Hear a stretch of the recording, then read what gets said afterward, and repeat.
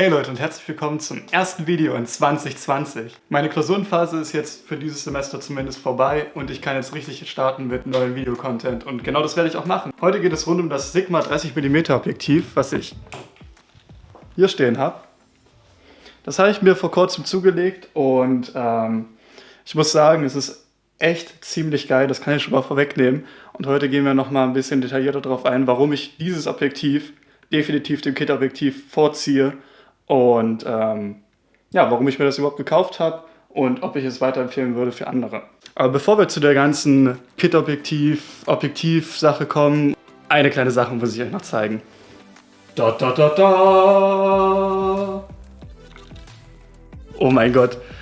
Es ist einfach das Ronin SC. Also meiner Meinung nach gibt es kaum ein besseres Gimbal für meine Sony. Also ich nutze gerade die Sony 6300. Gimbals werten halt nochmal die ganze Videoproduktion um einiges auf. Von daher, da könnt ihr euch drauf freuen.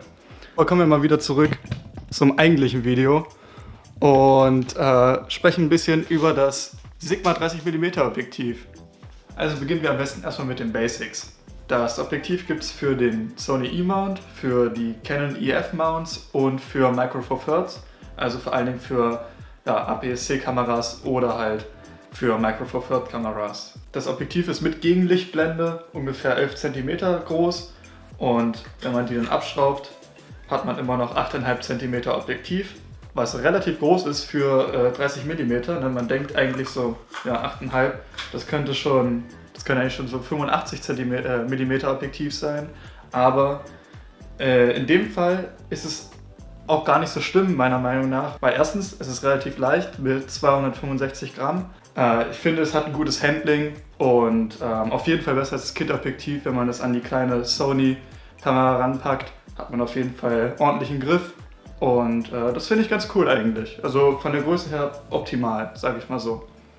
Genau, und eine minimale Fokusdistanz von 30 cm. Und dann kommen wir auch direkt mal gleich zum Preis.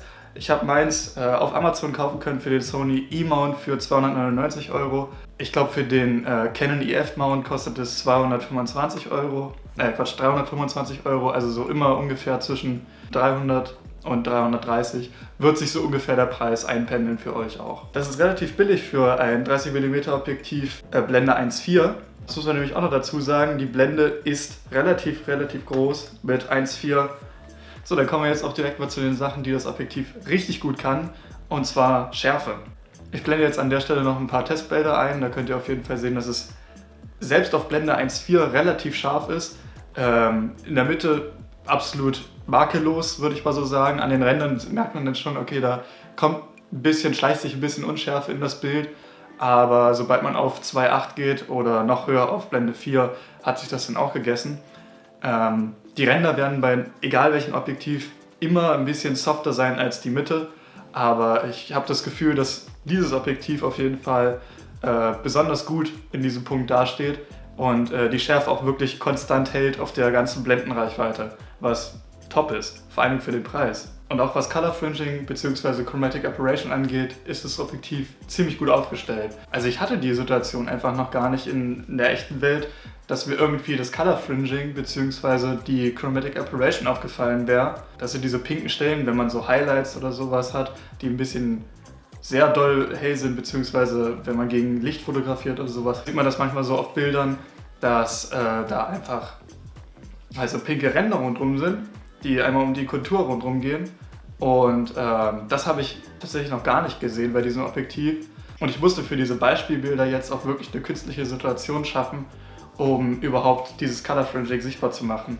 Von daher ist es auf jeden Fall ein ziemlicher Pluspunkt für das Objektiv. Außerdem ist natürlich auch noch das Bokeh sehr bemerkenswert. Das sind wirklich große, runde Kugeln beim Freistellen und ich finde das einfach super, wie das aussieht und macht auf jeden Fall Spaß. Und man kriegt mit relativ wenig Arbeit wirklich sehr schöne Bilder, wenn man halt wirklich auf Blende 1.4 arbeitet.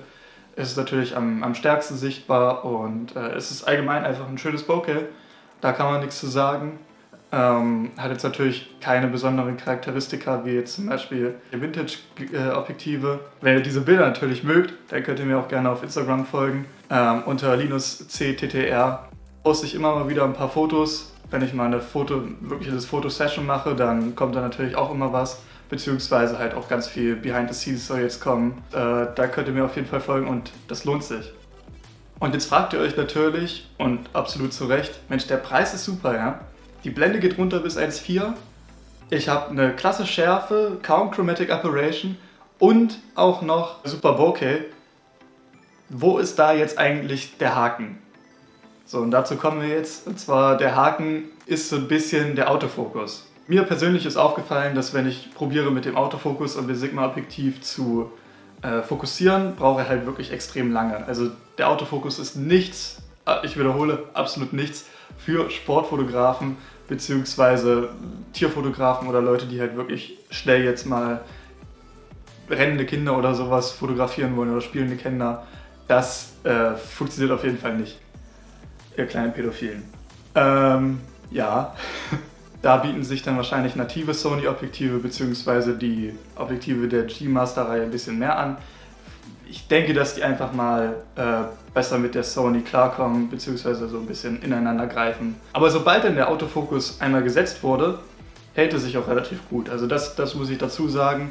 Wenn er es wirklich gefunden hat, dann hält er den auch wirklich konstant, was relativ gut ist. Ich als Videomensch, mir ist das relativ egal. Ich mache sowieso fast alles in manuellem Fokus und dafür bietet sich halt auch das Objektiv mega gut an, da es halt, wie schon gesagt, dieses große Fokusrad hat und ich kann auch noch mit dem Fokusmotor des Ronin kann ich hier das Fokusband rundherum spannen und kann dann mit dem Fokusmotor auch den Fokus pullen ohne Probleme. Das ist groß genug und das macht sich halt einfach super. Also für mich ist der Autofokus jetzt wirklich nicht so der Dealbreaker.